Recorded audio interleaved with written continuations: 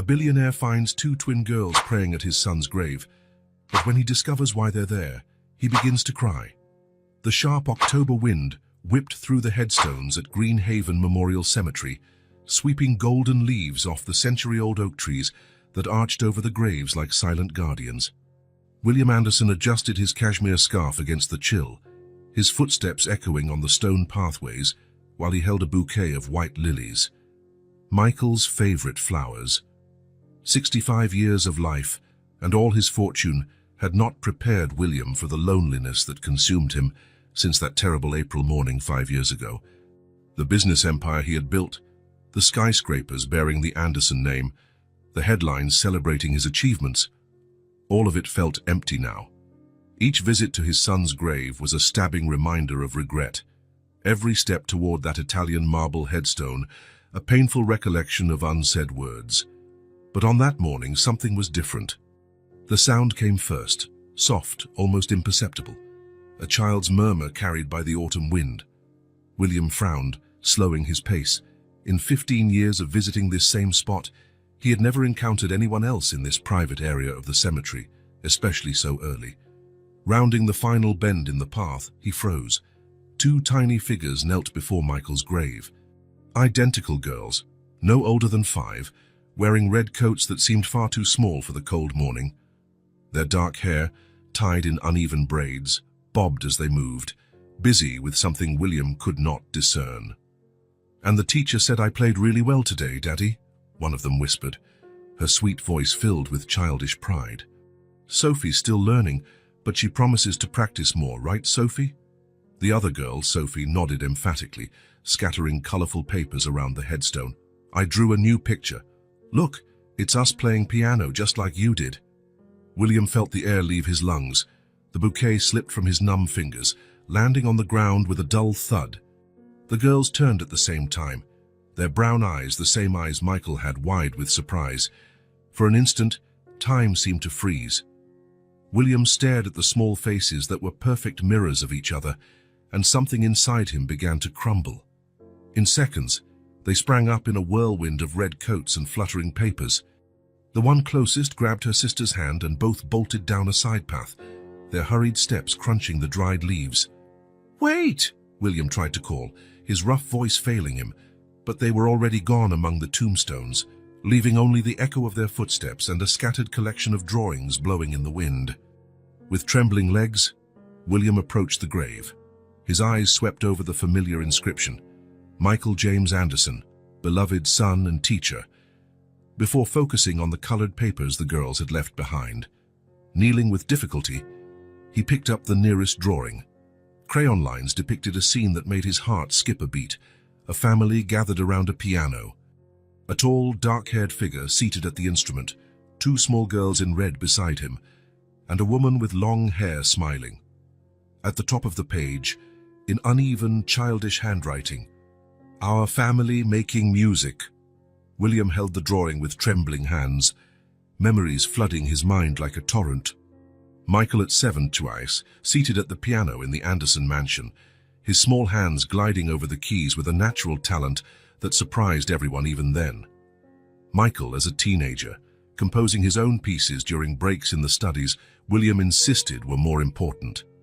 Michael at 25A, standing in the mansion's library, his eyes the same eyes as those girls, shining with determination as he declared he would leave the company to become a music teacher, the last time William had seen those eyes. A sob escaped his throat, breaking the silence of the cemetery. The puzzle pieces began to fit together in his mind. The twins, the piano, Michael's absence in their lives. His son had built a family, had daughters, his granddaughters, and William had never known. Another drawing caught his eye. In it, the same figures, but the person at the piano was different, bigger, drawn with a wide smile. Below it, a phrase that blurred his vision with tears, "Daddy teaching us music in heaven." William let himself sink down onto the cold ground, not caring about his $10,000 Italian suit. His hands shook as he gathered each drawing, each piece of the life his pride and stubbornness had prevented him from knowing.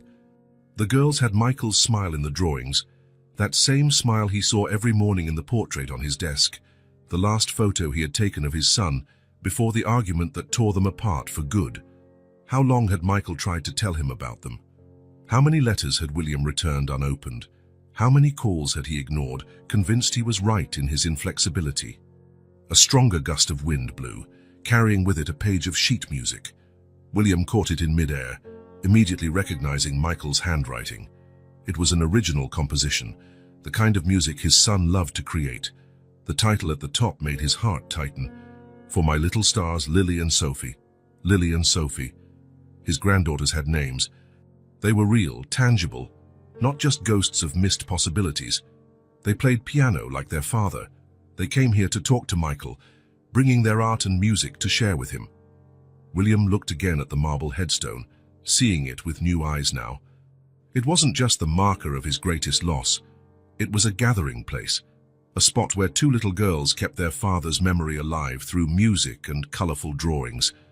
Slowly, he stood, carefully tucking each drawing into the inner pocket of his coat. His heart, so long hardened by bitterness and regret, now beat with a new urgency. He needed to learn more about them, about the life Michael had built, about the family he never knew. Gazing in the direction where the girls had fled, William made a silent promise. He would return the next day, and the day after that, and however many days it took to find out more about his granddaughters. This time, he wouldn't let pride stop him from knowing and loving his family. With one last look at Michael's grave, William began his walk back. The dry leaves crackled beneath his feet, and the October wind felt a little less cold now. In his pocket, the colorful drawings weighed like newly discovered treasures, promises of a future he had never imagined possible. The morning was just beginning, and with it a new story was unfolding at Green Haven Memorial Cemetery, a story of redemption, discovery, and the possibility of healing old wounds through the innocent love of two small artists in red coats, much too small for the season. William cancelled all his meetings for the week. For the first time in 40 years, the presidential suite at Anderson Enterprises remained empty, and his assistant received strict instructions to reschedule every appointment. The powerful CEO had a new priority, one that took him every morning to Green Haven Memorial Cemetery, long before sunrise. The large oak near Michael's grave provided the perfect hiding place. Its golden leaves and massive trunk gave enough cover for William to watch without being seen. There, in the morning shadows, he waited, his heart racing whenever he heard footsteps on the stone path. On the second morning of his vigil, they appeared. "Watch out for the flowers, Lily." Sophie's voice echoed through the silent cemetery. Mum said daisies were Dad's favorites after lilies. William watched, holding his breath, as the twins approached the grave. Today they wore blue coats, still too small, and carried a small wicker basket between them. Lily, whom he identified by the red ribbon in her braid, Sophie's was blue, arranged the daisies in a little glass vase. "Daddy," Sophie began, sitting on the dew-damp grass, "you won't believe what happened in piano class yesterday." William leaned forward slightly, his hands gripping the rough bark of the oak tree. Every word from the girls was a treasure he collected eagerly. "Miss Clara said I played Fur-Elise almost perfectly," Sophie went on, her eyes shining. "Just like you used to play for us when we were babies. Mom always says you played it for us even while we were still in her belly." "And me," Lily interrupted, not wanting to be left out. "I memorized the entire first part of the Moonlight Sonata. Remember it was your favorite, Daddy." Tears began to roll down William's cheeks before he could stop them. The Moonlight Sonata, the same piece Michael had played in his final recital before their fatal argument. William had refused to attend, claiming an important meeting. Now his granddaughter was playing the same melody, and he was hiding behind a tree, like an intruder in their lives. "Guess what else, Dad?" Sophie continued, her voice dropping to a conspiratorial whisper. "Mom sometimes cries when she plays this music. She thinks we don't notice, but I've seen it lots of times. She really misses you." William covered his mouth to muffle a sob. His legs gave out, and he slowly slid down the trunk of the oak, sitting on the damp ground. Tears were now streaming down his face, staining his impeccable Italian suit. "We miss you too," Lily added, gently touching the headstone. "But Mom says you're always listening to us play up there in heaven. It's true, right, Dad?" William buried his face in his hands, his body shaking with silent sobs. How could he have been so blind? So proud. His son had built a beautiful family, filled with music and love. Everything William once dismissed as a waste of time. Now these little girls were growing up without a father, and he, a foolish old man, was missing the best years of their lives. The visits continued in the days that followed. William learned that the girls attended Lincoln Public School, where they were top of their class. He discovered they lived in a small apartment on the east side of the city, far from the upscale neighborhoods where the Anderson family had always resided. He learned his daughter-in-law, Grace, worked 3 different jobs to support them. On one particularly cold morning, the girls brought something special, a small portable keyboard. "Miss Clara loaned it to us, Dad," Lily explained, turning on the instrument. "We really wanted to show you what we learned." William watched, his face still wet with tears, as his granddaughter's tiny hands moved over the plastic keys. The melody of Fur Elise drifted through the cemetery, not played perfectly, but performed with so much love and dedication that it made his heart feel like it would burst. "This one's for you, Daddy," Sophie said at the end of their performance. "We practice every day. Someday we're going to play just like you." After the girls left that morning, William remained seated on the ground for a long time, his back resting against the oak, his face streaked with dried tears. Next to him on the grass lay an envelope the girls had left behind, a program for a recital at the community music school, scheduled for the end of the month. Lily and Sophie Anderson were listed among the performers. That evening, in his office atop the Anderson building, William opened his planner with trembling hands. Using the fountain pen he reserved for signing multi-million-dollar contracts, he crossed out all his commitments on the day of the recital. For the first time in his life, a few tears fell onto the paper, smudging the expensive ink. But William didn't care. There were far more precious things money could never buy.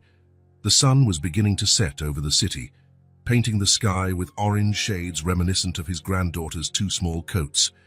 Somewhere on the east side, 2 little pianists were practicing on a borrowed keyboard, dreaming of the day they would play as well as the father they barely knew. William Anderson, the billionaire who had built an empire, was discovering now that his greatest riches had been hidden behind an oak tree at Green Haven Memorial Cemetery, in the imperfect notes of a Beethoven sonata played on a plastic keyboard. And for the first time in years, he allowed himself to cry openly, not from sadness, but from a bittersweet mixture of regret and hope. 5 years earlier, the Anderson mansion gleamed under the April sun, its French windows reflecting the afternoon light like diamonds. In the 3rd-floor office, William surveyed the city stretching to the horizon, a city where half the skyscrapers bore his family name. The whiskey in his glass was still untouched when he heard the double doors open. "Dad?" Michael's voice echoed through the room. William did not turn immediately, his eyes fixed on the empire he had built brick by brick. His son had requested this meeting with unusual formality, and something in the pit of William's stomach told him he wouldn't like what was coming. "Sit down, Michael," William finally said, swiveling around in his Italian leather chair. Michael remained standing. At 32, he was the image of his father in youth, tall, broad-shouldered, with the same determined jaw. But there was something different in his eyes today, a resolve William had never seen before. "I'd rather stand for this," Michael replied, adjusting his tie, a nervous habit he had inherited from his father. "What I have to say won't take long." William arched an eyebrow, placing his glass on the mahogany desk. Silence hung between them for a moment, filled only by the ticking of the Cartier clock on the wall, a gift for Michael's 20th birthday. "I'm leaving the company." The words fell like stones into a still lake.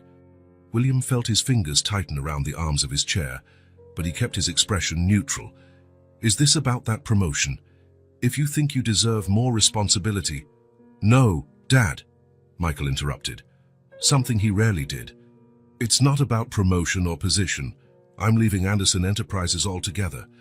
I'm going to be a music teacher." The office plunged into a deathly silence. William stood up slowly, his gaze fixed on his son as if seeing him for the first time. "A music teacher," he repeated, the words leaving his lips as though they were poison. "You want to throw away 15 years of training, an MBA from Harvard, and your rightful place in this company to teach kids to play piano. It's more than that, Michael replied, his voice firm despite the obvious tension. I'm opening my own music school. I want to give opportunities to kids who would never have access. Absurd, William exploded, slamming his fist on the desk. The whiskey glass rattled, spilling a few drops on the financial report beneath it. You're my only son, Michael, the only heir to the Anderson legacy. Generations of our family have built this, and you want to throw it all away for a hobby. Michael stepped forward, his eyes shining with a mix of determination and hurt. A hobby? Is that what you've always thought of my music? Even when I won competitions, even when I got accepted to Juilliard, which I refused to let you attend, thank God. William cut him off. And it was the best decision I ever made for you. Look where you are now, executive vice president of the largest real estate developer in the country. Where I am? Michael let out a humorless laugh. I'm miserable, Dad. I spend my days in endless meetings, talking about profits and acquisitions when all I want is what you must do, William thundered. You have responsibilities, Michael. To the company, to the family, to our name. Michael shook his head, running his hands through his hair in frustration. What about my responsibility to myself, to my dreams, to... He hesitated for a moment, as if about to say more, Cal, but then held back. William walked around the desk, stepping closer to his son. Dreams don't build empires, Michael. Dreams don't keep 300 families employed. Dreams don't... No, Dad, Michael interrupted again, his voice gentler now. Dreams build lives, lives worth living. He pulled something from his suit pocket, a flash drive. Here's my resignation letter, along with all the reports for the projects I'm supervising. I've given a month's notice, more than enough time to train my replacement. William stared at the small object as if it were a bomb about to go off. If you walk out that door, his voice trembled slightly, if you abandon your position, there will be no coming back. Michael placed the flash drive on the desk and stepped back. That's always been the problem, hasn't it? Everything is about positions, about legacy, about what others will think. But what about what I think, what I feel? What you feel, William scoffed bitterly. Feelings don't pay the bills, Michael. Feelings don't build the future. No, Dad, feelings build families, something you seem to have forgotten a long time ago. The words struck William like a slap. For a moment, he saw not the executive vice president of Anderson Enterprises, but the 12-year-old boy who would play piano late into the night, dreaming of stages and applause. You're throwing your life away, William said, his voice lower now, almost pleading. Everything I built, it was for you. Michael smiled sadly. No, Dad. You built it for yourself, for your pride, for your legacy. I never asked for it. He turned toward the door, pausing for a moment with his hand on the handle. You know what's ironic? You always said music wouldn't pay the bills, but I'd rather live without money than keep living without dreams, without a soul. William felt something break inside him, pride, maybe, or fear. If you walk out that door, his voice was hoarse now, don't come back. Michael paused, his hand trembling slightly on the handle. For a moment, father and son locked eyes, 2 generations of Anderson, separated by a chasm of expectations and unrealized dreams. Goodbye, Dad. The doors closed with a soft click, nothing dramatic. There were no shouts, no door slamming, just silence. A silence that would echo for the next 5 years. William stood motionless for several minutes, staring at the closed doors. Finally, he staggered back to his chair and reached for the phone. Margaret, his voice was metallic. Prepare a statement for the board. Michael Anderson is no longer a part of Anderson Enterprises. Effective immediately. He hung up before his secretary could reply and, with trembling hands, poured himself another whiskey. The sun was beginning to set over the city, casting long shadows through the office windows. Somewhere below, Michael Anderson was walking away from the family mansion for the last time, carrying with him not just his dreams, but secrets his father would never discover in his lifetime. That night, for the first time in decades, the piano in the Anderson mansion's music room remained silent, its keys covered by a thin layer of dust that no one would dare disturb again. William stared into the emptiness of his office at Anderson Enterprises, the same office where, 5 years ago, he had held his last conversation with his son. The Cartier clock that he had given Michael still ticked away on the wall, a constant reminder of time that never returns. His fingers drummed on the mahogany desk, the exact spot where Michael had left the flash drive containing his resignation. "Feelings don't pay the bills," he had said on that fateful day. Now, gazing at the city through the same French windows, William prepared to find out exactly how his daughter-in-law was paying hers. "I have the information you requested, Mr. Anderson." Frank Martinez, a former police detective and now the most discreet private investigator in the city, slid a manila envelope across the desk. It was 5:30 a.m., a time chosen specifically to avoid inquisitive looks at the company. William opened the envelope with slightly shaking hands. The first photo showed a young woman, no older than 35, her brown hair pinned in a messy bun. She wore a simple but well-kept blazer and carried a folder of sheet music. "Grace Thompson Anderson," Martinez began in a professional tone. "Widow of Michael Anderson, 34 years old, graduated cum laude in piano from the Municipal Conservatory. She met your son when both volunteered at the St. Francis Community Center." The mention of the community center reminded William of Michael's words, "I'm opening my own music school. I want to give opportunities to kids who would never have access." So that's where it had all begun. "She holds 3 jobs," Martinez continued. "In the morning, from 7 to 11 a. Pansatu, she teaches private piano lessons in homes on the north side. From noon to 5 p.m. She works as a waitress at the Boulevard Cafe. And from 7 to 11 p.m. She's the resident pianist at Milano Restaurant." William closed his eyes for a moment. 4 hours of sleep a night, 6 days a week. That was how his son's widow lived, proving him wrong about that final conversation. Feelings might not pay the bills, but Grace was doing exactly that, fueled by her love for her daughters and for Michael's memory. What about the girls? Lily and Sophie Anderson, 5 years old. They attend Lincoln Public School during the day. While their mother works the night shift, they stay with Mrs. Eleanor Martinez, no relation to me, he added with a slight smile. A retired neighbor who charges very little to look after them. William moved on to the next photo. Grace was at the Boulevard Cafe, balancing 3 plates with a serene smile on her face. Her uniform was immaculately clean, but her shoes showed clear signs of heavy wear. "Keep discreet observation for a week," William instructed, his voice husky. "I want every detail of her routine." The next morning, William cancelled all his meetings, something that was becoming a habit ever since he discovered his granddaughters at the cemetery. He parked his Bentley 3 houses down from the Parkington residence, where Grace taught her first lesson of the day. Through the French windows, he could see his daughter-in-law seated at the piano, patiently guiding a young girl's hands over the keys.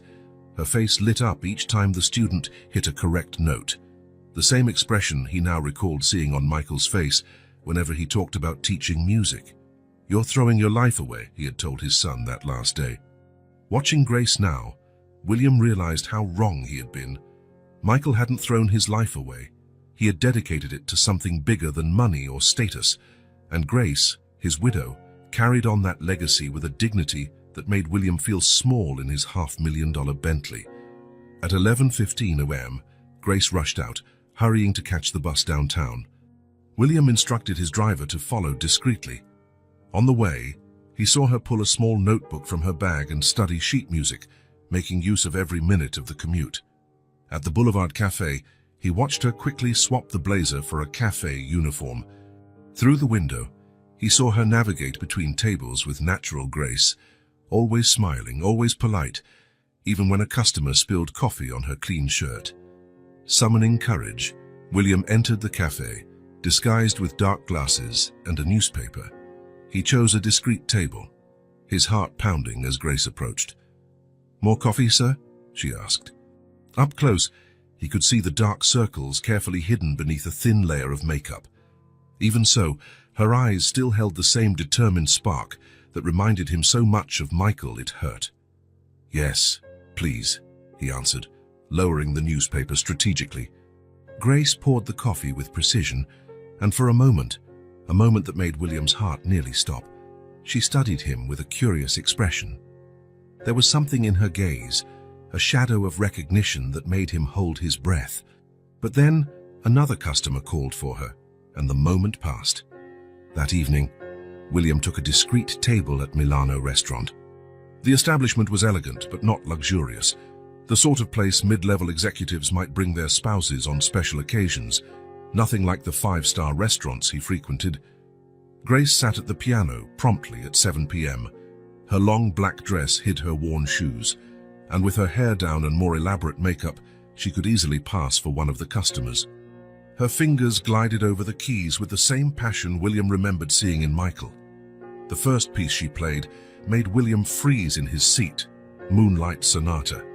The same piece Michael had played in his last recital, the one William had refused to attend. "She's incredible, isn't she?"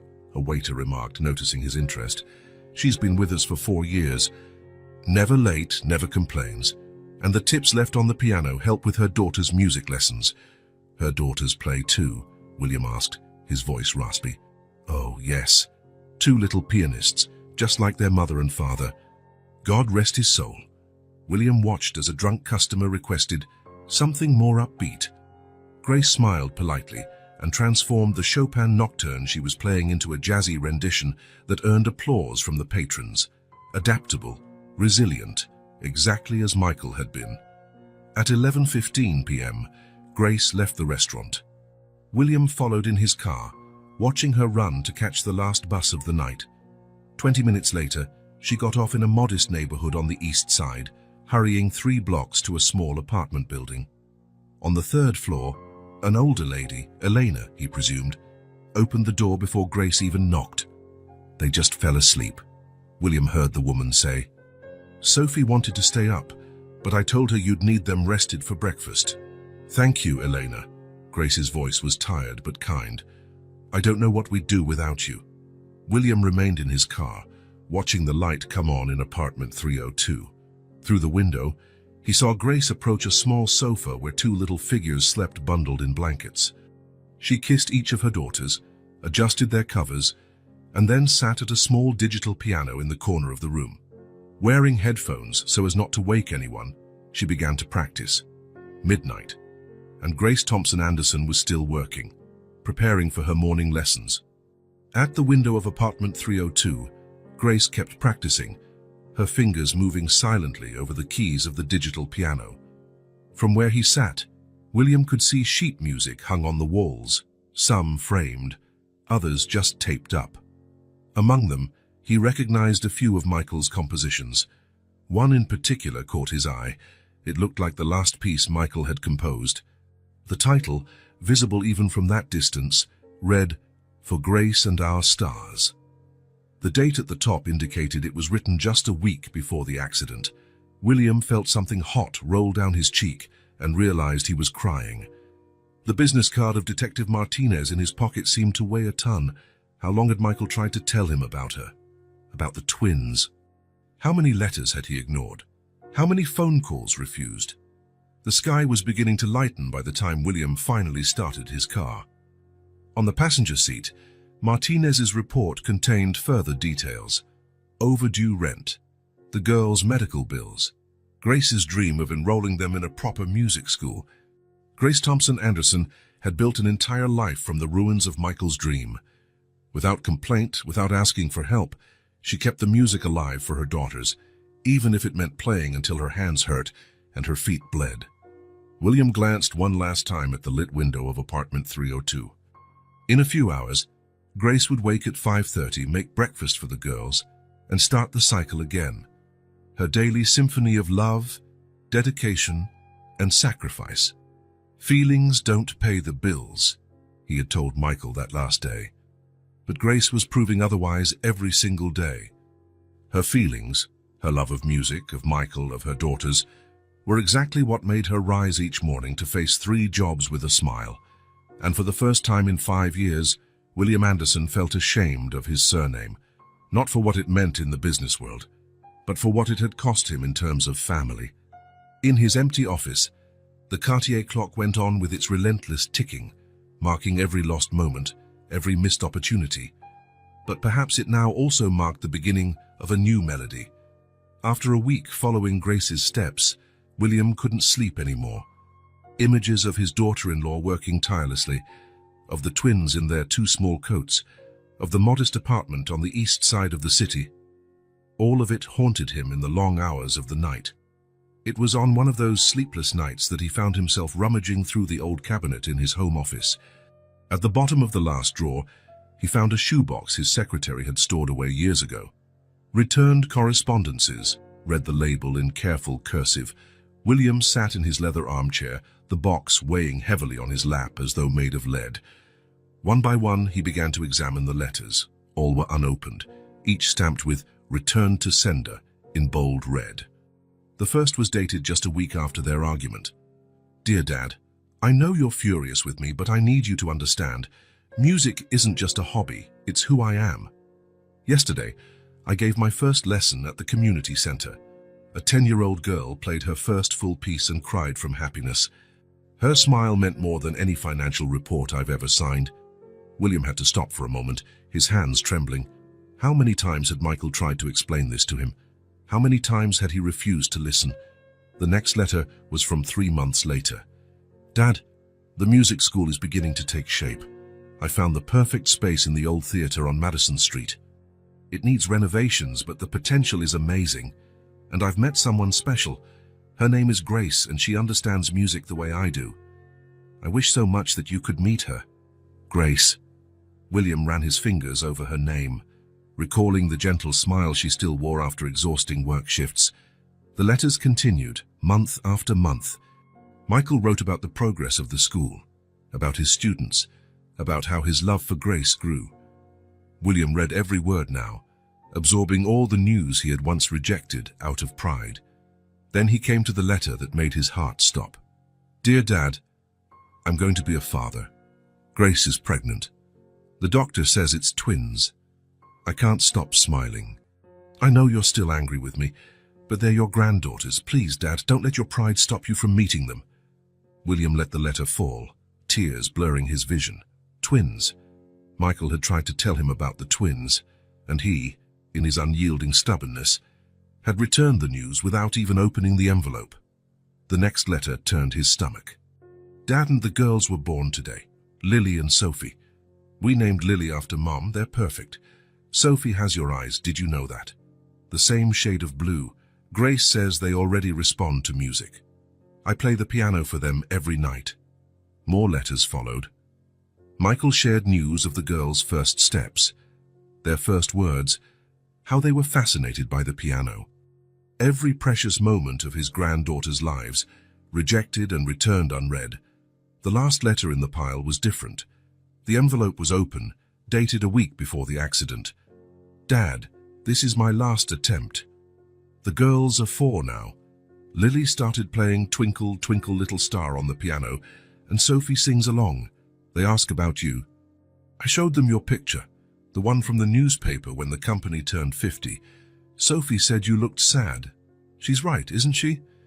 You always looked sad, even at the height of the company's success. I used to think it was disappointment in me, but now as a father I understand better. You were trapped, Dad. Trapped by expectations, by a legacy, by an idea of success that might not have been yours at all. Grace says it's never too late to start over. She's wise like that. Tomorrow I'm going to stop by your office. I didn't make an appointment. I know you wouldn't see me, but I have to try one last time. The girls deserve to meet their grandfather. And you deserve the joy of having them in your life. See you tomorrow, 175. Michael. William let out a deep sob. Michael never made it to the office the next day. The accident happened on the main avenue, just 2 blocks from Anderson Enterprises. It had been raining, the news said. The other driver was drunk.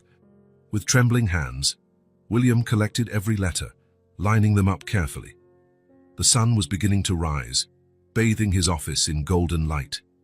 In a few hours, Lily and Sophie would be waking in their small apartment, preparing for another day of school. Grace would be rushing to her first piano lesson of the day.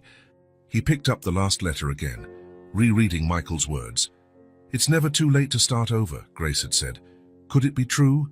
After so much time? So many returned letters, so much silence. William stood up, walking to the window. The city was slowly coming to life, the first rays of sunlight reflecting on the skyscrapers bearing the Anderson name. That entire empire he had built, which he had tried to force upon Michael, now felt hollow. In his pocket, the girls' recital program seemed to burn. Perhaps Grace was right. Maybe it was never too late to begin again. With reverent care, William stored the letters in his Italian leather briefcase. Tomorrow, he decided, he would visit the music school Michael had founded. It was time to see the real legacy his son had left behind, not in square footage or stock shares, but in musical notes and children's smiles. The old theatre on Madison Street had lost much of its original splendor. The Art Deco facade, once imposing, showed clear signs of wear, and the sign reading Michael Anderson Music Academy had been hand-painted, the letters simple but carefully done. William adjusted the dark glasses and the plain cap he wore as a disguise. The letters he had spent the night reading still weighed heavily in his briefcase. One of them mentioned this place, the perfect space Michael had found to realize his dream. The interior of the building surprised William. Though modest, every inch had been thoughtfully used, filled with creativity and love. The old theater lobby had become a cozy waiting area with worn but clean sofas, and walls covered in photographs. William approached the photos, his heart racing. There was Michael, happier than William had ever seen him in the corridors of Anderson Enterprises. In one picture, he helped a little girl place her fingers on the piano keys. In another, he conducted a children's choir, his eyes shining with pure enthusiasm. "May I help you, sir?" William turned to find an older woman with grey hair watching him with a gentle smile. "I heard about the school," he managed, his voice rasping. "I'd like to learn a bit more." "Oh, of course. I'm Clara Thompson, the school's director since—" She hesitated for a moment, and William noticed her eyes welling up slightly. "Since we lost Michael." This place meant so much to him. Clara led William down the hallway, where old dressing rooms had been converted into practice rooms. From Wanda, he heard the sound of a child practicing Für Elise, the same piece Sophie had played in the cemetery. "Michael had a special gift," Clara continued, stopping in front of a larger photo. "He believed music shouldn't be a privilege for a few. Half of our students are on full scholarships." In the photo, Michael sat at a piano with a group of children gathered around him. William recognized the smile, the same one he now saw in his granddaughters. "The kids adored him," Clara sighed. "He had a unique way of teaching. He used to say everyone has their own music inside. They just need help finding it." They stopped by a room where a boy of about 12 was playing the violin. William watched through the glass, remembering when Michael was that age and begged for music lessons. "This is Tommy," Clara explained softly. Michael found him playing in a subway station with a broken violin. He bought him a new one the very next day. Now Tommy is one of our best students. William felt his throat tighten. How many lives had his son touched? How many stories like this had he missed because of his pride? At the end of the hall, one door stood out. "Michael Anderson Studio," read the plaque. Clara opened it reverently. It was a larger practice space with a grand piano at the center. Not as impressive as the one in the Anderson mansion, but William could see it had been chosen with love and care. "This was his favorite spot," Clara said softly. "He taught here every morning. In the afternoon, he'd leave the door open for students to practice. He said music needs space to breathe." William approached the piano, noticing the signs of wear on its keys. How many songs had been born here? How many dreams had found a home in this simple yet love-filled room? On the wall, one last photo drew his attention. Michael was at the piano, but not alone. Grace stood beside him, pregnant, her hands on her belly while he played. The date in the corner indicated it was taken a few months before the twins were born. "He was so happy when he found out they were 2 girls," Clara commented, following his gaze. "He used to say they danced whenever he played the piano." William removed his dark glasses, caring no more about the disguise. His hands trembled as he touched the photograph. "Music was his life," he murmured, more to himself than to Clara. "Yes," she agreed softly, "but you know what's most beautiful? His legacy lives on. His daughters have the same gift. Lily and Sophie, they're special, just like he was. William turned abruptly. You know them?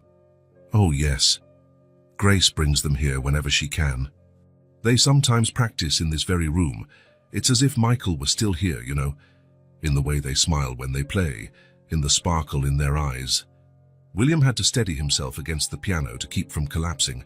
Everything his son had built, all the love, all the dedication, all the music was here, alive and thriving in this simple school on Madison Street. Thank you, he managed, for keeping this alive. Clara smiled, a sad, understanding smile. It was his dream. And dreams, well, they're stronger than death, don't you think? Dreams. The word echoed in William's mind as he left the school. Michael had died chasing his dream, but the dream had not died with him. It lived on in the children who studied here, in the stories they told about him, and especially in the small hands of his daughters, who carried on his music. William Anderson had built skyscrapers. Michael Anderson had built something much greater, a legacy of love and music that would echo long after the buildings turned to dust. Boulevard Cafe had its own understated charm on autumn mornings. Located between commercial buildings downtown, it served both hurried executives and retirees nursing a single cup of coffee for hours. For William Anderson, who once visited only five-star establishments, this place represented a new world, one where his daughter-in-law worked tirelessly to support his granddaughters. He strategically chose a corner table, partly hidden by a large decorative fern. From there, he could watch Grace in her routine, admiring how she maintained her dignity and smile, no matter the challenges. His disguise was simple: reading glasses, a newspaper always open on the table, and clothes that bore no resemblance to his usual Italian suits. It was his third day there when he heard the childish voices he knew so well from the cemetery. "Mommy!" Sophie and Lily entered the cafe running, still wearing their school uniforms. "Miss Clara said we can join the winter recital." Grace, who was balancing a tray with 3 cups of coffee, beamed at her daughters. "That's wonderful, my stars. But remember, quiet voices in the cafe, okay?" The girls nodded, taking seats on a small bench near the counter. William watched them pull music notebooks from their backpacks, studying their sheets while they waited for their mom to finish her shift. Now and then, their tiny fingers moved in the air as if playing an invisible piano. "The recital cost $200 per student," William heard Sophie whisper to her sister. "Do you think Mom can manage it?" "Maybe if we use the money in our piggy bank," Lily replied thoughtfully. "And we can help Mrs. Elena with her plants. She always gives us some coins." William's heart tightened. $200, a sum he would spend on ties without a second thought, stood between his granddaughters and their musical dream. That was the moment fate decided to intervene. Sophie, reaching for her water bottle in her backpack, lost her balance on the bench. William saw it in slow motion, the girl falling, her eyes wide with shock. Without thinking, he moved with agility he didn't know he still possessed, catching her before she hit the floor. For a moment, he held his granddaughter in his arms, and the world seemed to stop. Her eyes, Michael's eyes, stared at him in surprise and curiosity. William felt tears welling up, but managed to hold them back. "Are you all right, sweetheart?" His voice came out hoarse, choked with emotion. "Sophie!" Grace appeared beside them, her face pale with worry. "Oh my God, thank you, sir. Thank you so much." William helped Sophie up, his hands trembling slightly. The girl smiled at him, that smile that was a perfect copy of Michael's. "Thank you, mister," she said. "You were so fast, like a superhero." Grace knelt, checking her daughter. "Did you hurt yourself, honey?" "No, Mom. The nice man caught me just in time. He's got ninja reflexes." Lily approached, studying William with interest. "Your eyes are blue like ours," she observed, in that candid way children have. William felt his heart skip a beat. Grace noticed too, and for a moment both terrible and wonderful, he saw something pass across her eyes. Recognition, suspicion. But the moment passed. A customer called for her attention, and Grace had to leave, not without thanking him again with a gentle smile. "Do you like music?" William asked the girls, noticing their music notebooks. "Yes," Sophie answered enthusiastically. We're going to join the winter recital, or at least we hope to. It's the most important recital of the year, Lily added, her face turning serious. Important people come to watch, people who offer scholarships at Riverside Music School. William knew Riverside well. It was the most prestigious music school on the East Coast. The kind of institution that could give the girls the musical education Michael had dreamed of for them. You must practice a lot, he commented, returning to his seat. Every day, Sophie said proudly. Mom always says talent is important, but dedication matters more. Just like Dad used to say, Lily chimed in, her expression growing thoughtful. Oh, he was a music teacher, you know, the best ever. William had to grip the table to stay upright. I'm sure he was, he managed to say. Grace returned at that moment, calling the girls, Time to go home, my stars. Let's thank this gentleman again.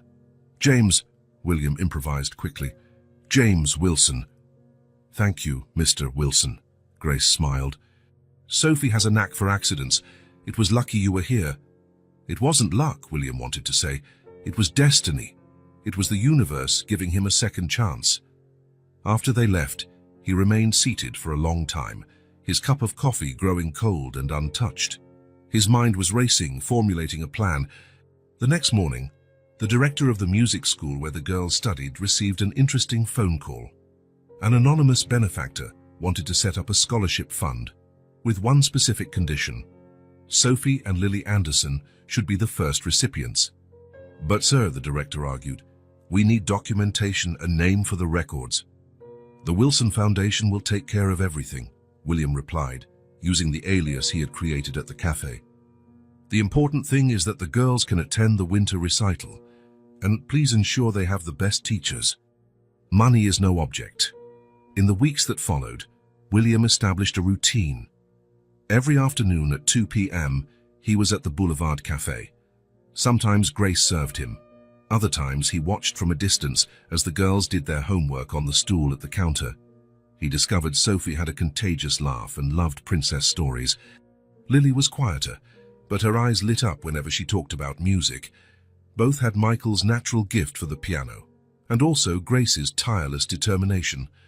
One day, he overheard Grace talking with a co-worker during her break. I don't understand, she said, sounding emotional. First the mysterious scholarship, and now this. The director said someone donated 2 new pianos specifically for the girls' lessons. Maybe they have a guardian angel, her colleague suggested. Grace gazed out the window, thoughtful. Michael always said music has the power to create miracles.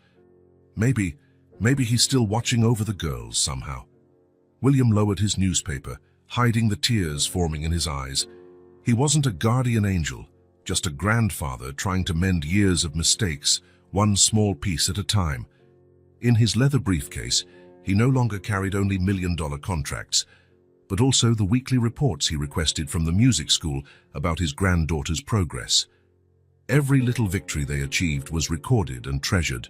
The first time Sophie played a sonata flawlessly. Lily's solo in the school choir, their rising scores in music theory. Yet it was torture too.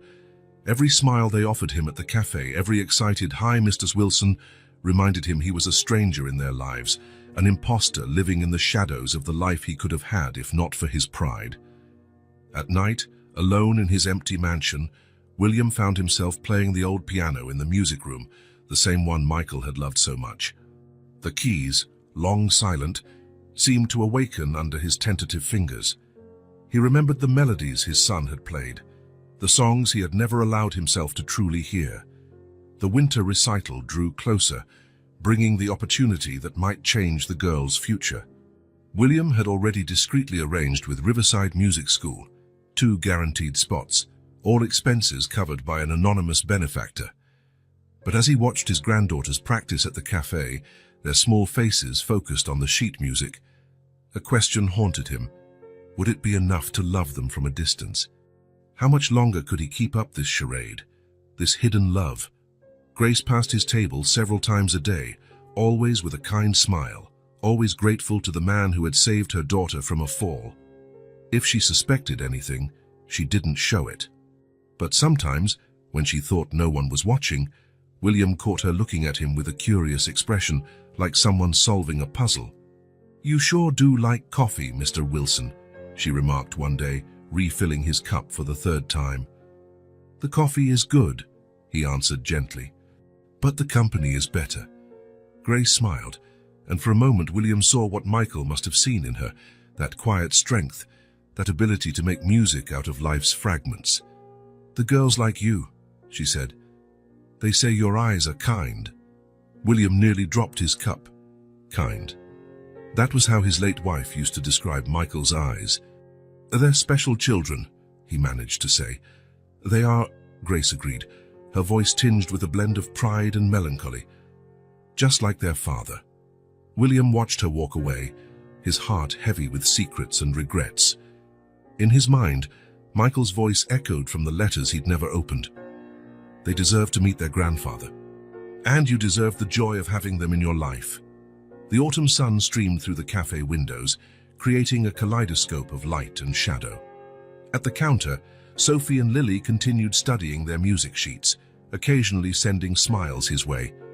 And William Anderson, the man who had built an empire on certainties, found himself in uncharted waters, torn between his overwhelming desire to embrace his granddaughters and the paralyzing fear of losing the fragile connection he had built. The first cough went unnoticed. At the Boulevard Cafe, William watched Sophie and Lily in their usual routine on the bench by the counter. It was a grey November afternoon, the sky threatening snow.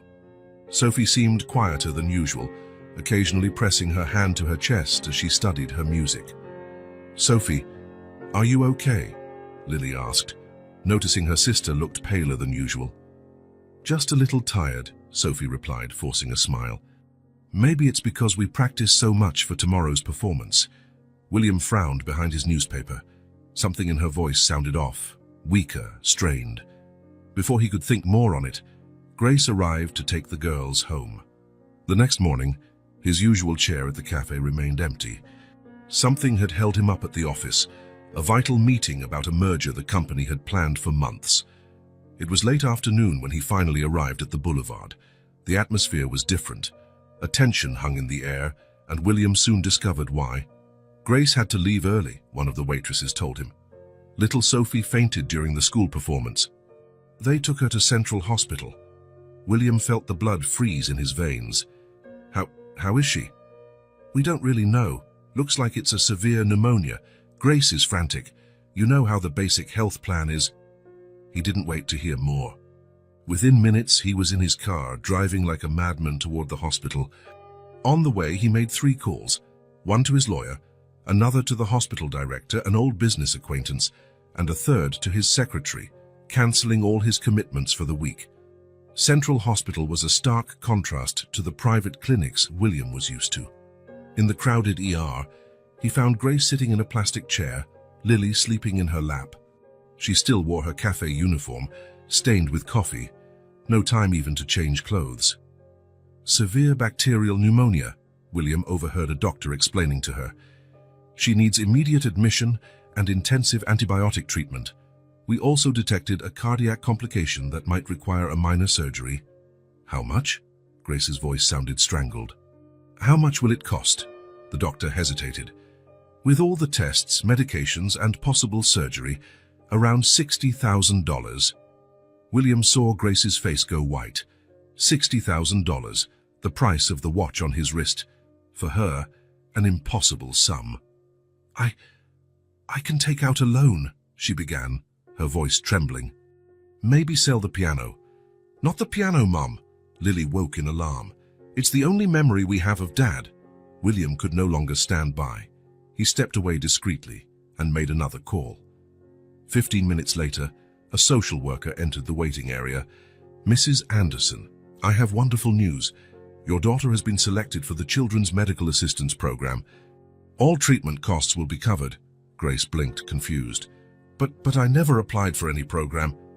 "It's a new hospital project," the social worker explained gently. "For special cases like Sophie's, don't worry about the expenses. Just focus on her recovery." William watched from a distance as Grace was led to Sophie's room. Through the small window, he saw his granddaughter hooked up to tubes and monitors, looking even smaller among all that equipment. The days dragged on. William practically moved into the hospital, always staying at a distance, always observing. Grace spent her nights in the uncomfortable chair beside the hospital bed, holding Sophie's small, feverish hand. Lily alternated between the hospital and Mrs. Elena's home, her eyes red from crying. One night, when the corridor was quiet except for the beeping monitors, everything changed. Sophie had a crisis. Alarms blared, doctors ran, and Grace was pushed out of the room. William saw her collapse in the hallway, sobbing, and something inside him broke. He could no longer remain a mere shadow in their lives. He approached slowly, his footsteps echoing in the silent corridor. Grace looked up, recognizing the Mr. Wilson from the cafe. "What are you—" "Grace," he interrupted gently, his voice trembling. "My name is not James Wilson." She frowned in confusion. William took a deep breath, removing the glasses he wore as a disguise. "I'm William Anderson, Michael's father." The silence that followed was deafening. Grace froze, her eyes wide with shock. Recognition and disbelief mixed in her expression. "You," she whispered. "All this time at the cafe, the scholarships, the hospital program." William nodded, tears running freely down his face. "Why?" Grace asked, her voice a blend of hurt and anger. "Why now, after all these years?" "Because I was a proud fool," he answered, his voice breaking. "Because when I finally saw the girls at the cemetery, I realized all the time I wasted, all the letters I never read, all the moments I threw away." Grace stood abruptly, putting distance between them. "The letters. Michael wrote so many letters to you. He tried so hard." "I know," William sobbed. "I finally read them." "Too late. I know, but—" He was interrupted by the sound of the door opening. The doctor emerged, looking exhausted but relieved. "She's stable now. The fever is starting to subside." Grace covered her face with her hands, crying tears of relief. William took a step toward her, hesitant. "Grace, please. I know I don't deserve it, but Sophie, she's my granddaughter. Let me help. Not as a stranger, not in the shadows anymore." She looked at him for a long moment, years of hurt and resentment warring with the exhaustion of the moment. "Michael died trying to talk to you," she said at last, her voice harsh. "He never gave up trying to make you see that music wasn't just a hobby. It was his life, his soul. And I was too blind to see," William admitted. "But now I do. I see it in the girls, in how they play, in their love of music. They're so much like him." Grace leaned against the wall, looking suddenly very tired. "How long have you been watching them?" "Since that day at the cemetery. When I saw them leaving drawings at Michael's grave, it was like my heart started beating again after 5 years." A sound from the room interrupted them. Sophie's weak voice calling, "Mommy." Grace hesitated at the door, then turned to William. "This doesn't mean everything is all right," she said firmly. "You hurt Michael deeply. You ignored us for years. I know. But," she continued, her voice softening slightly, "Sophie needs all the help she can get now, and you're his father." It was a fragile truce, born of necessity and exhaustion, but it was a start. May I see her?" William asked tentatively. Grace studied him for a long moment, then gave a faint nod. "She still thinks you're Mr. Wilson from the cafe," she warned. "For now, let's keep it that way. She needs to focus on getting better first." William agreed, grateful for any crumbs of closeness he could have. He followed Grace into the room, where Sophie lay awake, her eyes still bright with fever. "Mr. Wilson," she smiled weakly. "You came to visit me." "Of course I did, sweetheart," he replied, his voice thick with emotion. "How are you feeling?" "Tired, but Mom said I'll be able to play piano again soon." "Yes, you will," he promised, holding her tiny, feverish hand. "You'll play all the songs you want." Grace watched from the chair, her eyes wet with tears. For a moment, she could see Michael there, in the way William held Sophie's hand, in how his voice softened when he spoke to her. Outside, the first snow of winter began to fall, covering the city in a white blanket of possibilities. In room 302 of Central Hospital, 3 generations of the Andersons were hesitantly beginning to rebuild the bridges long burned by pride and time.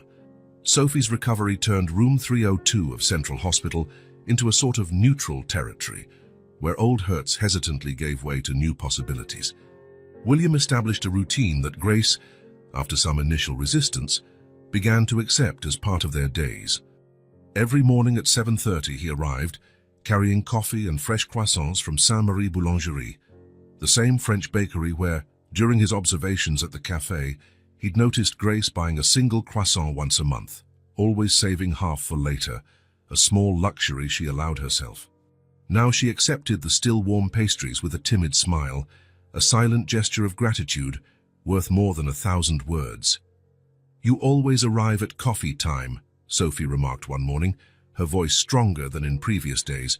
The doctors were optimistic about her recovery, saying the minor heart surgery had been a complete success. Just like at the Boulevard Café, William exchanged a quick glance with Grace, who was knitting a sky-blue scarf for Sophie, the same shade as the Anderson eyes, though she hadn't mentioned that detail. "Well," he replied, adjusting the glasses he now wore more out of habit than disguise, "some routines are too good to change." "Like stories," Lily exclaimed from the sofa bed where she slept with her mom. "You always have a new story about Dad." Grace paused her knitting for a moment, her eyes meeting William's. Over the past weeks, she had begun to notice how carefully he chose each story, sharing memories that highlighted Michael's musical side, as though trying to fix the distorted image he once held of his son. "Mr. Wilson," Sophie called, adjusting herself on the pillows, "tell us another one. About when Dad was little like us." William hesitated, seeking approval in Grace's gaze. She gave a slight nod, her fingers returning to the knitting needles. "Well, there was a time when your dad was exactly your age," he began, but Grace interrupted softly. "Actually," she said quietly, surprising everyone, "may I share a story too? About how I met your dad?" The girls straightened eagerly. It was rare for Grace to talk about the past, especially how she met Michael. William felt his heart race. There was so much he didn't know about their story. "It was my 7th birthday," Grace began, lowering her knitting again. "I'd just gotten a scholarship for piano lessons at the community center.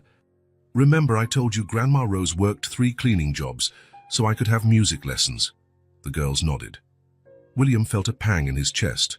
While he had denied Michael's musical dream, other families sacrificed everything for such opportunities. "I'd never seen a real piano before," Grace continued, a soft smile curling her lips. "Just that old keyboard in our neighborhood church. I was so nervous my hands shook when I walked into the classroom." "What about Dad?" Sophie prodded, eyes shining. "Your dad was teaching a group of young kids. He did something magical. He turned scales into little musical stories.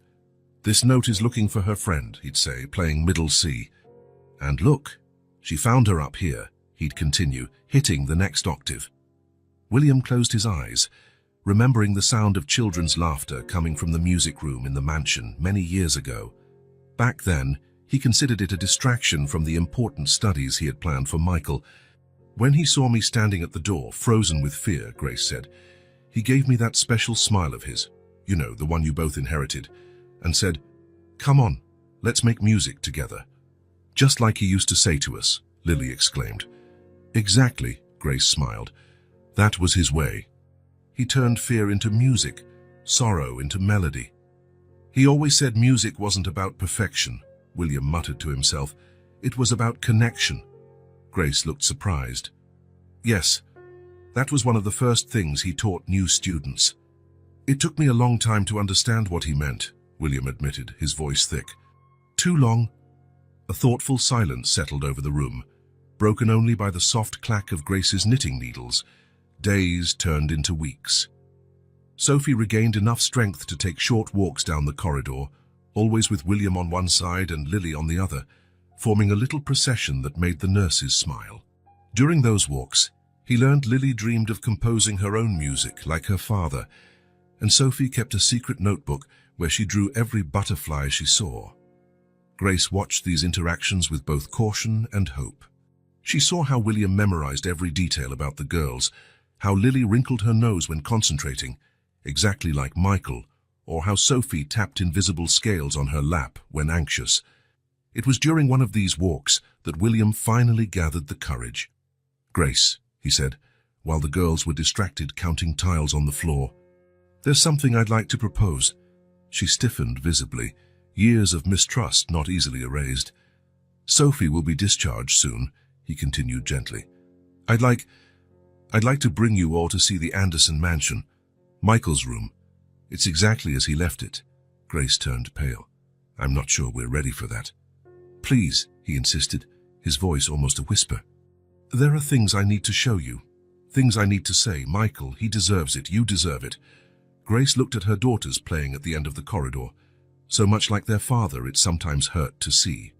I'll think about it, she promised. The following week, on a cold December Sunday, William's black Bentley pulled up in front of the modest building where Grace and the girls lived.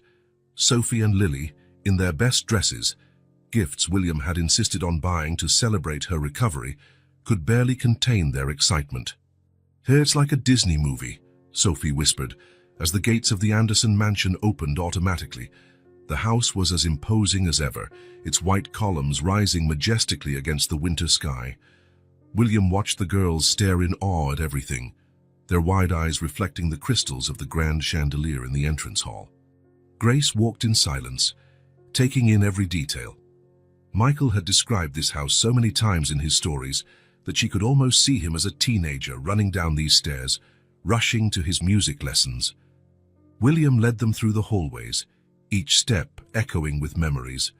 Finally, they stopped in front of a carved oak door etched with musical notes, an art project Michael himself had done in his spare time. This was his room, Grace murmured, recognizing the carvings from Michael's descriptions. William turned the knob with shaking hands. The room was exactly as Michael had left it 5 years ago.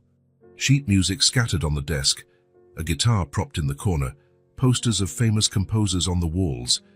The air had that stale smell of a long-closed space, yet it still carried traces of the cologne Michael used. The girls entered hesitantly, touching each object reverently, as if in a sacred museum. Lily found a worn-out teddy bear sitting on the bed, its brown fur faded by time and love. Mozart, William said softly, his voice laden with emotion.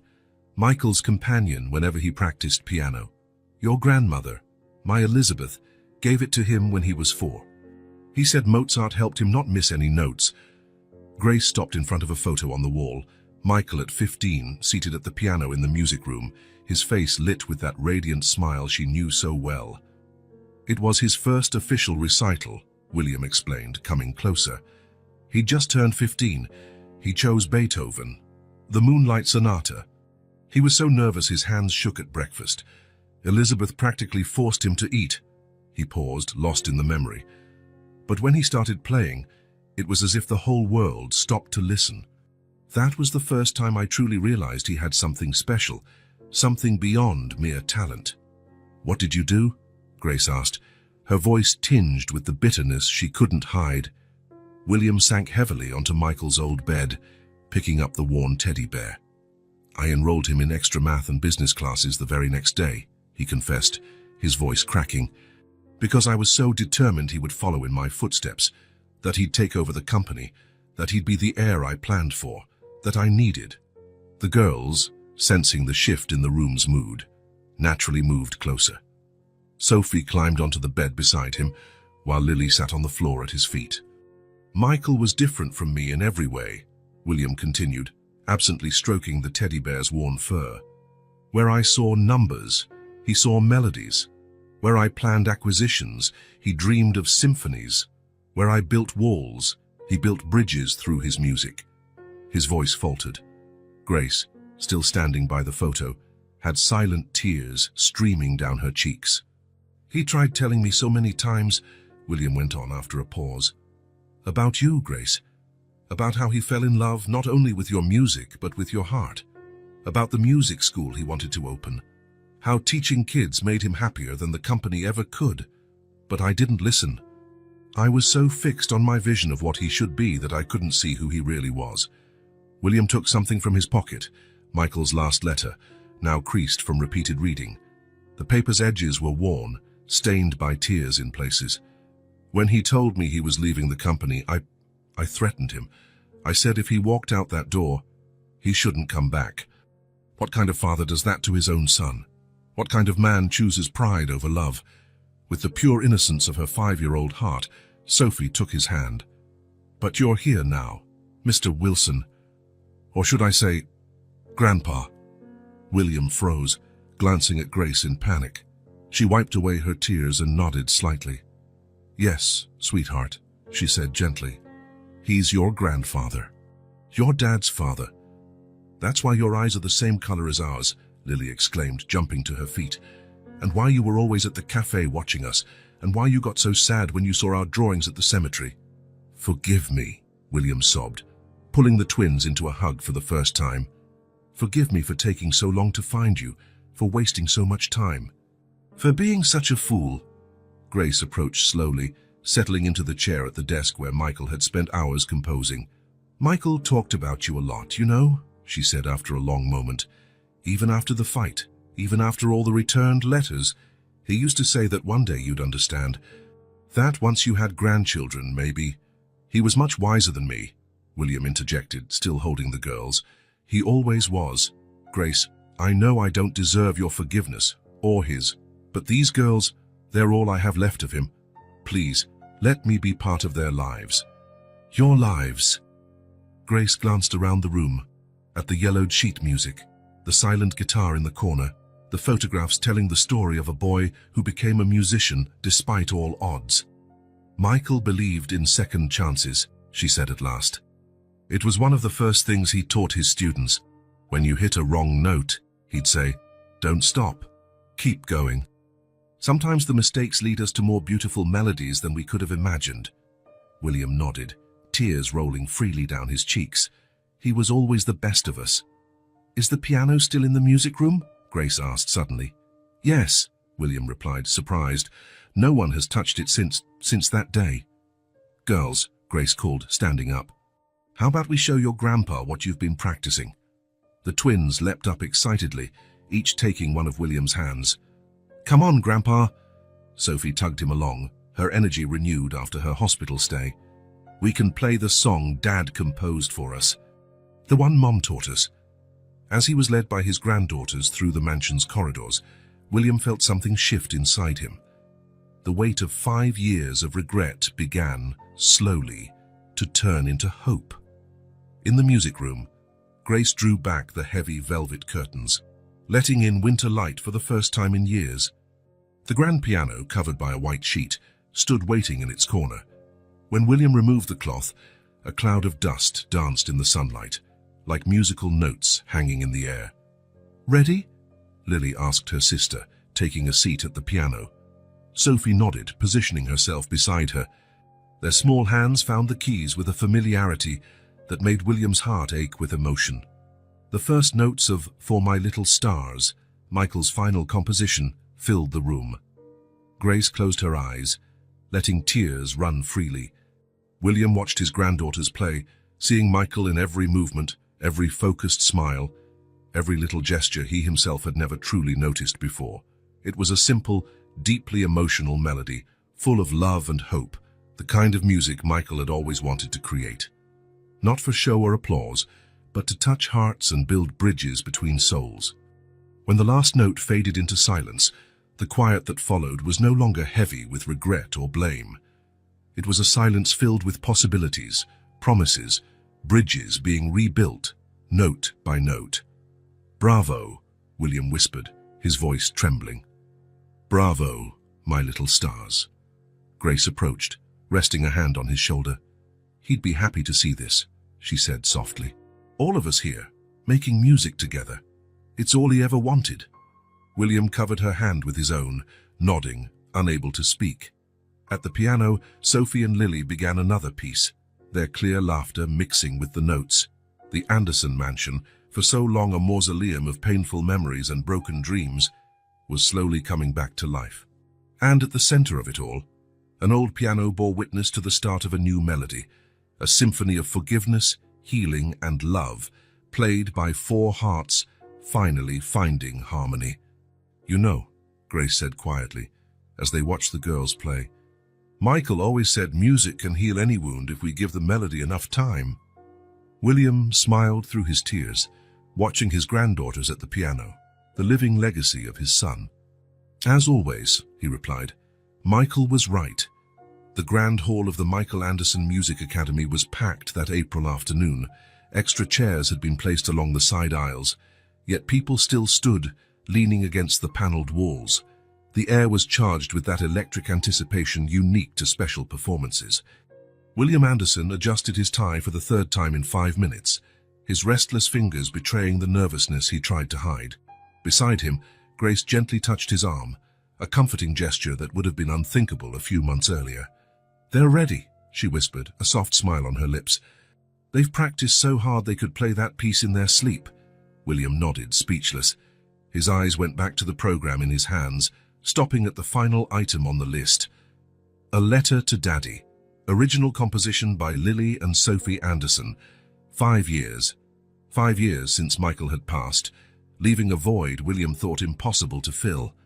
5 years since that last conversation in the Anderson Enterprises office, where harsh words and pride had created an apparently insurmountable chasm.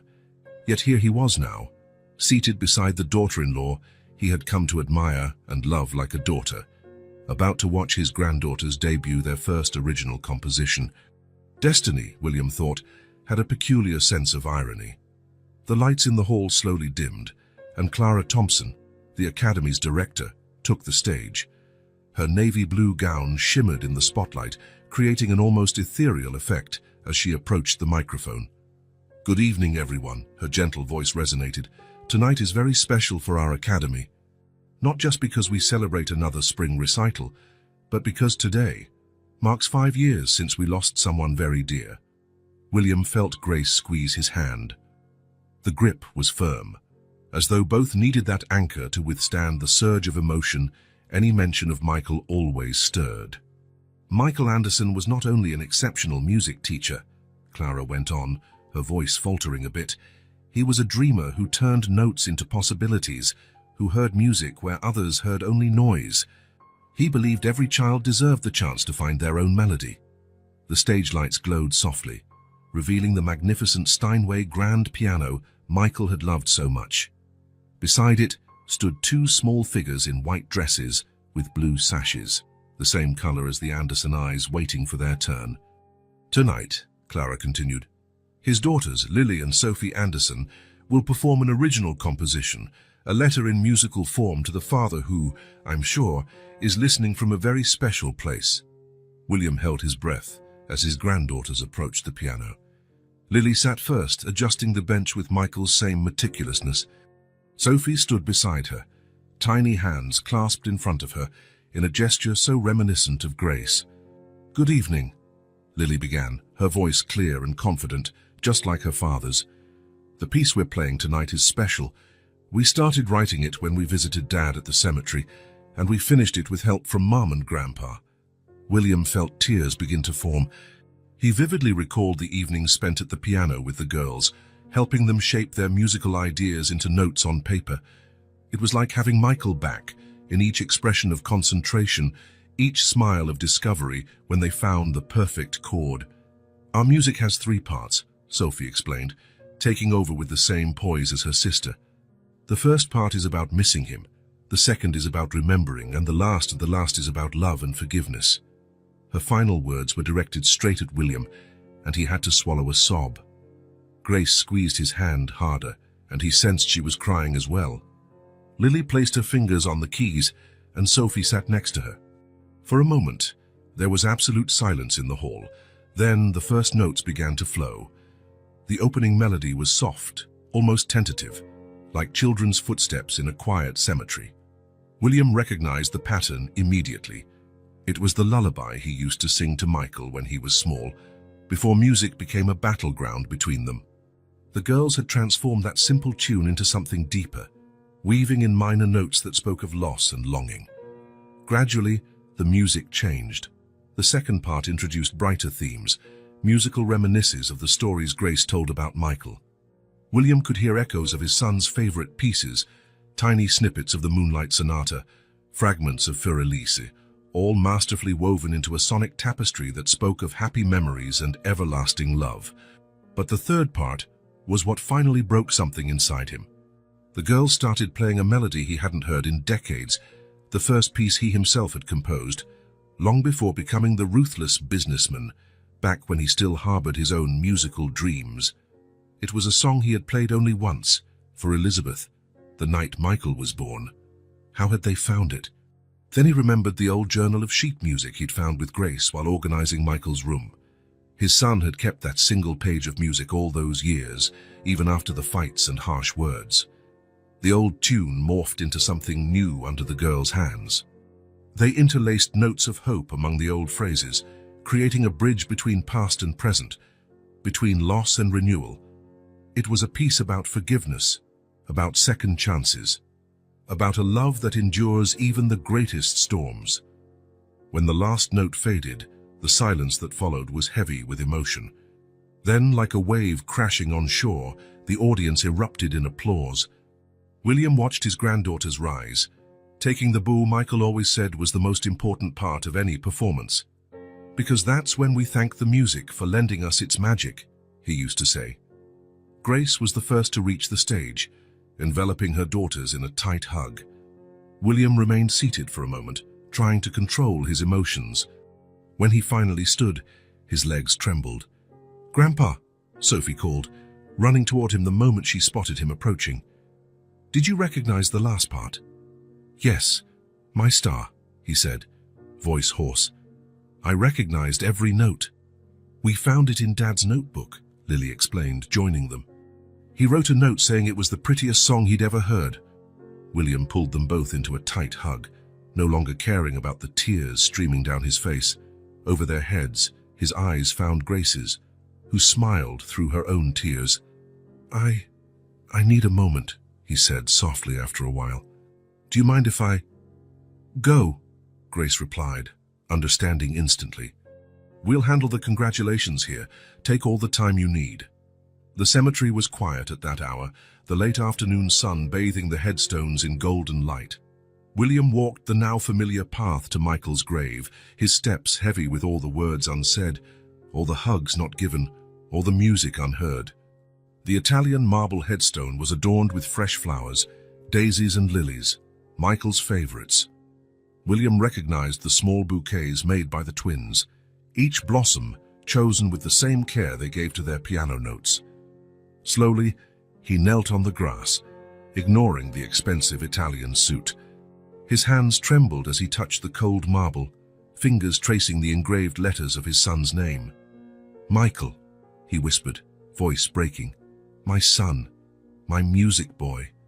The tears came then, hot and thick, carrying years of guilt and pain. "I'm so sorry," he sobbed. "For every time I didn't listen, for every time I chose numbers over notes, for every moment wasted trying to make you someone you weren't." The gentle breeze rustled the leaves of the nearby oaks, creating its own quiet melody, as though nature wanted to accompany his words. "Your girls, they're incredible, Michael. So talented, so full of life and music, just like you were. Grace. She's the strongest person I've ever met. She kept your music alive, even when it hurt the most."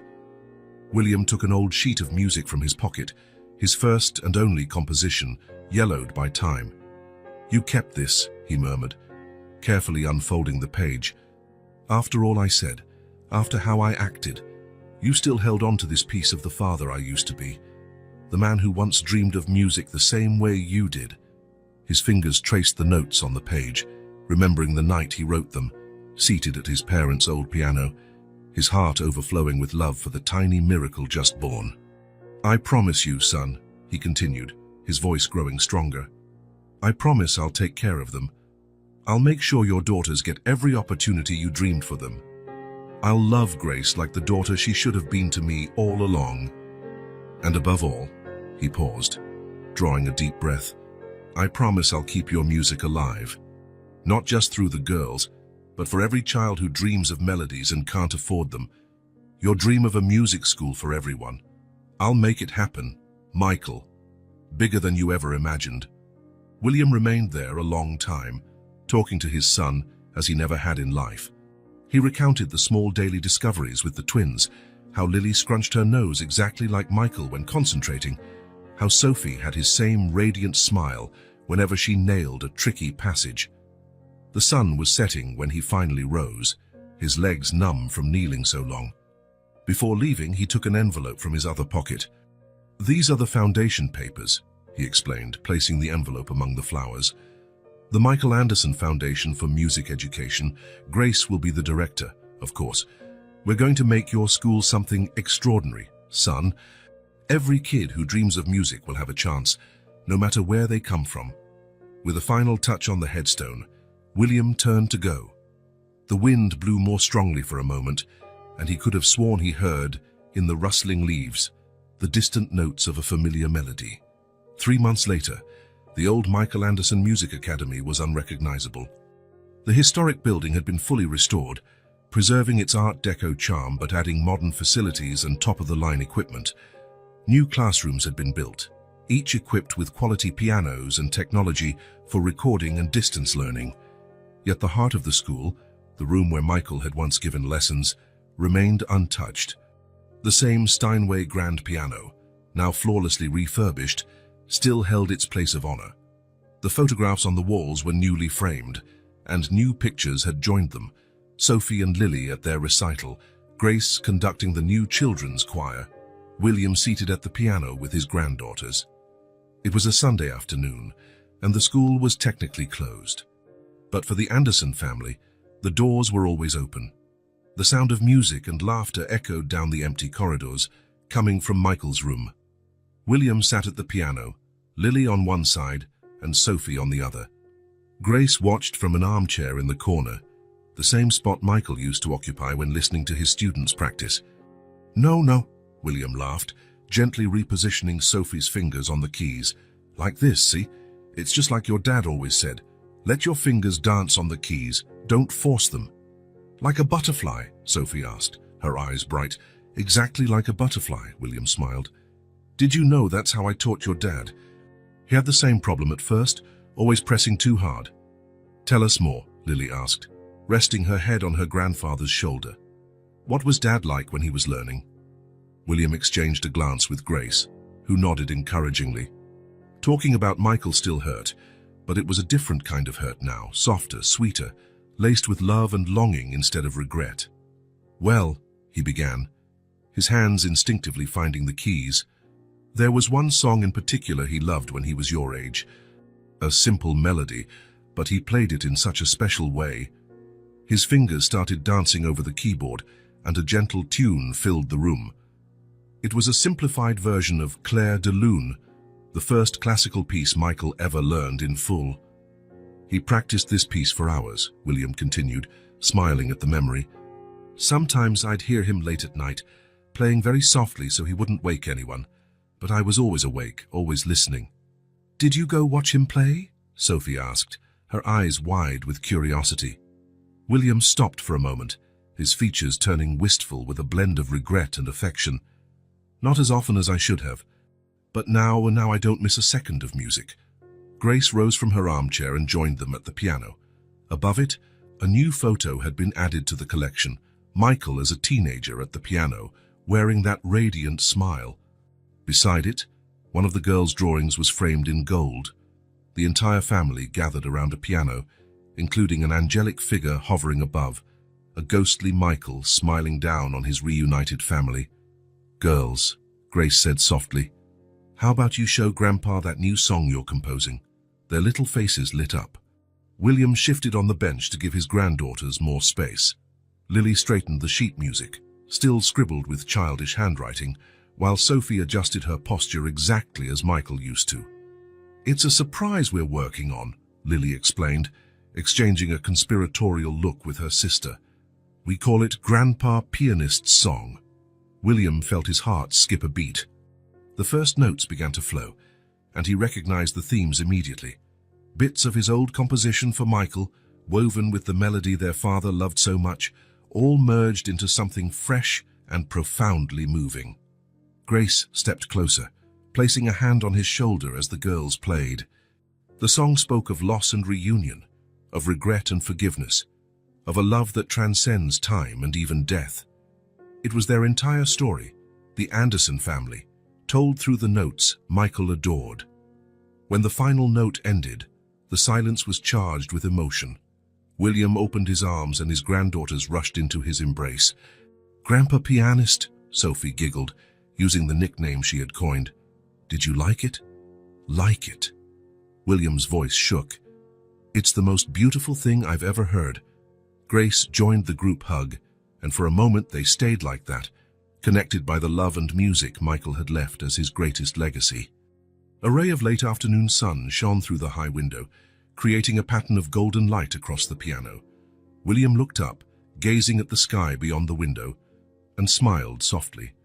"Thank you, son," he whispered. "Thank you for this second chance, for this wonderful family, for never giving up on me, even when I gave up on myself." As if in response, a gentle breeze slipped through the slightly open window, making the sheet music on the piano dance. The girls giggled, saying it was their dad sending a kiss. Grace wiped away a discreet tear, and William finally felt at peace. There, in that room brimming with memories and music, the Anderson family was whole again.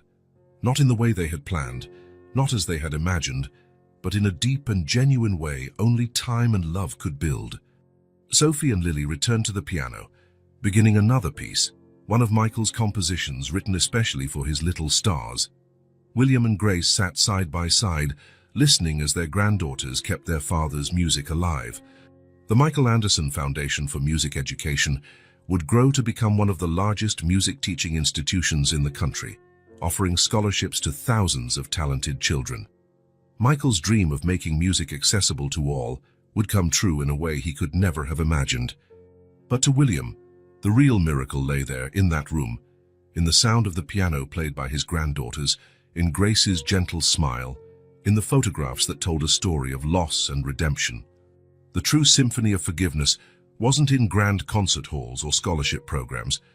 It was in small moments like this, where love and music intertwined to heal old wounds and create new melodies. And somewhere, William was certain, Michael was smiling, proud of the symphony his family had become.